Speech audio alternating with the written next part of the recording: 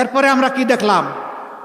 চূড়ান্ত মুহূর্তে 4 তারিখ অনেক মা সরাসরি রাস্তায় নেমে এসেছেন, পানি আর খাবার দেওয়ার জন্য নয়, সরাসরি প্রতিবাদ এবং লড়াই করার জন্য। একজন মা এই উত্তরার রাজপথে 10 মাসের সন্তান তুলে নিয়ে চলে এসেছেন। আমার সাংবাদিক বন্ধুটি প্রশ্ন করেছে, মা আপনি সাংঘাতিক কাজ করলেন। তিনি বললেন, আমি কি করলাম? ওই যে অবুঝ শিশু বুকে নিয়ে আপনি এখানে এসেছেন কেন?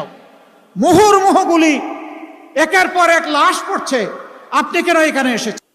তিনি বললেন, আমি কি জন্য এসেছি জানতে চান? আমি এসেছি শহীদ হওয়ার জন্য। সন্তান আমার একটা নয়। আজকে বাংলাদেশের প্রত্যেকটি রাজপথে যতটা তরুণ তরুণী নেমেছে সবগুলো আমার সন্তান। আমি তাদেরকে সাহস জোগাতে এসেছি।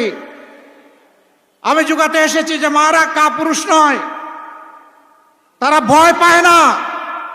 তোমরা লড়ে যাও, অন্যায়ের সামনে মাথা নত করবে না।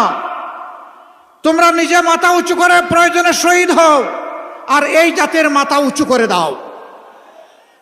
সেই মাকে অপমান করেন, সেই মায়েরা ঢাকা